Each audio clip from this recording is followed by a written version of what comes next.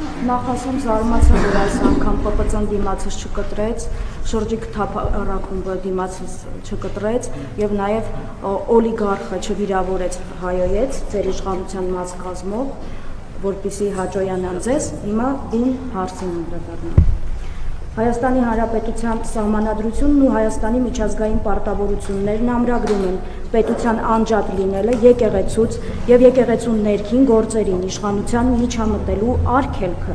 Վարչապետը Սահմանադրությամբ ու օրենքներով ունի սպառիչ լիազորություններ, հիմա ուզում եմ հասկանալ Սահմանադրության կամ օրենքների կոնկրետ որ լիազորությամբ եք ստեղծել հայաստանյաց առաքելական եկեղեցու բարենորոգման խորհուրդ եւ հայտարարություն եք անում, որպես Հայաստանի Հանրապետության վարչապետ եպիսկոպոսների հետ միասին խնդրում եմ նշել կոնկրետ լիազորությունները, նաեւ կապված կաթողիկոսի թեկնածուների բարեվարկության ստուգման անցկացնելու ձեր մտադրության հետ կապված եւ դուք ձևավորել եք այսպես կոչված բարենորոգման խորհուրդ, նշել եք, որ խորհուրդը կարևորում է գործընթացի իրականացումը, ներառականությունը, հանրային վստահությունը, թափանցիկությունը եւ պատասխանատվության սկզբունքները։ Հիմա ես խնդրում եմ ասեք, ինչպես կարող եմ մասնակցել խորհրդի աշխատանքներին, իրականացնել դիտորդական առաքելություն, առհասարակ յուրաքանչյուրը կարող է միանալ եւ վերջում էլ ասեմ, որ մի դասընկերուհի ունեմ, մեր հարաբերությունները բավականին սրված են, բայց վերջերս ինձ գրել էր եւ բավականին ոգևորված էր ձեր գործունեությամբ եկեղեցու դեմ, ձեր ասպատակությամբ եկեղեցու դեմ եւ նա նշեմ, որ այլ կրոնական կազմակերպության հետևորդ է եւ մի բան էլ ասաց, որ օրինակ նախանձով է վերաբերում, որ բարենորոգում եք հիմա դուք այլ, ասում են մեր մոտ էլ թող բարենորոգեն, դուք այլ կրոնական կազմակերպություններում պատրաստվում եք որպես Հայաստանի Հանրապետության վարչապետ բարենորոգման աշխատանքներ կատարել եւ խնդրում եմ հստակ պատասխանել, որովհետեւ ես հստակ մեջբերումներ ելնելով մեր սահմանադրությունից եւ նաեւ միջազգային պարտավորություններից։ Հայաստանի Հանրապետության նախ ես ձեր հարցին նախորդ բրիֆինգում պատասխանել եմ, դուք ներկա չեք եղել, բայց ձեր հարցը ներկա է եղել։ Հայաստանի Հանրապետության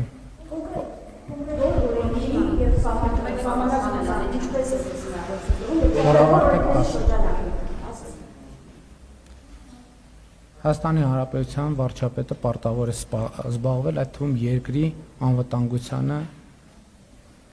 սպառնացող վտանգներով եւ կտրիչ Ներսիսյանը իր գործունեությամբ սպառնալիք է Հայաստանի Հանրապետության անվտանգությունը KGB-ի գործակալ իր եղբոր հետ միասին։ Սա առաջին։ Ինչի գործ չեք հարուցում, ինչի քրեական հետապնդում այդ դեպքում չի իրականացվում։ Այսինքն հենց այնպես ուղղակի ասել հանցագործությունը դա օքի մեջ անելու մի բան է, որ օրինակ չպատժվի։ Ինչ գործ ունի արգոց նախագահ։ Հիմա տեսեք, երբ որ ձեզ հավատարմագրումից զրկեն, ձեր այս պահվածքի համար ասել դիտարկումներ էին անում, ինչի հենց հասարին դիտարկումներին որոշեցիք, որ ինձ կարող են զրկել հավատարմագրումից։ Դուք ինձ հնարավորություն չեք տալիս ձեր հարցին պատասխանել։ Ձեռներով այդ շարժումներն էլ բան արեք։ Ձեռներով շարժում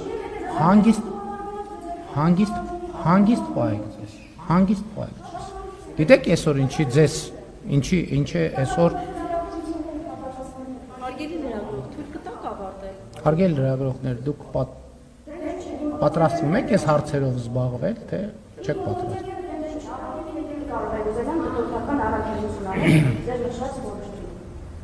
Ուրեմն ժամանակը գնում է, երբ որ կապահովեք ձեր գործընկերոջ լռությունը, բրիֆինգը կշարունակվի։ Երբ որ կապահովեք ձեր գործընկերոջ լռությունը, բրիֆինգը կշարունակվի։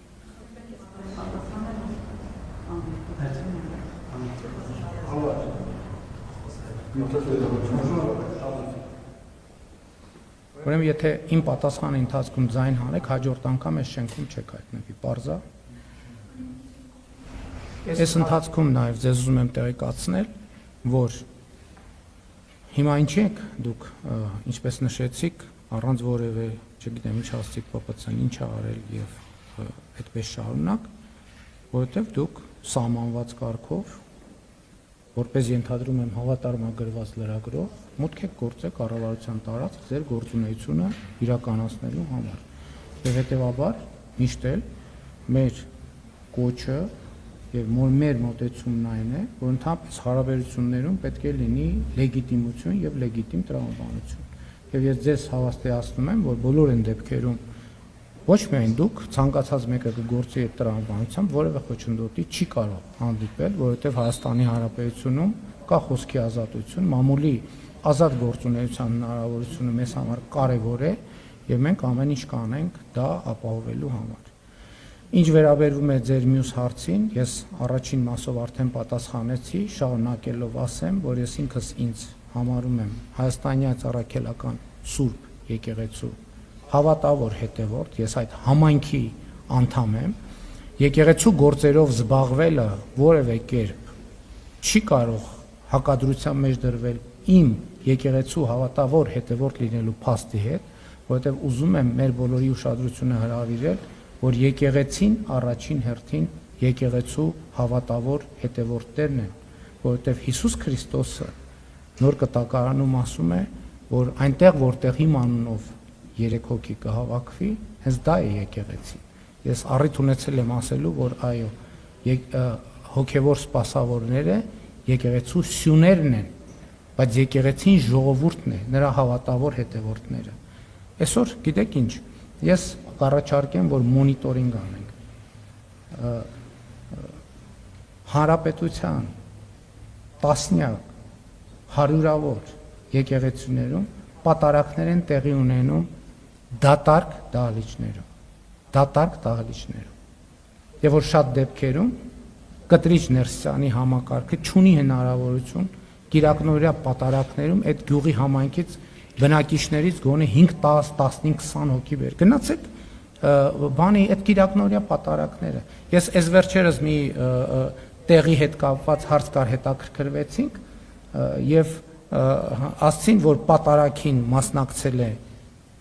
տվյալ քահանան եւ իր ընտանիքի անդամները։ Իր ընտանիքի անդամից դուրս որևէ մեկը չի մասնակցել։ Եվ այն, որ եւ մենք այո կտրիչ Ներսյանին մեղադրում ենք եկեղեցու դռները փաստացի հավատավոր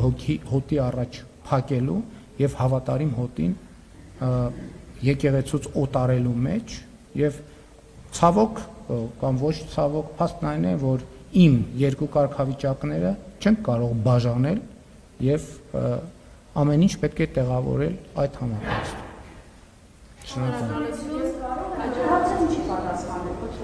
Ես կարող եմ միանալ եւ հասկանալ հետոքական առաքելությունը։ Ուրեմն ներողություն, ուրեմն տեքստը տեքստում գրված է, որ խորհրդի անդամ կարող են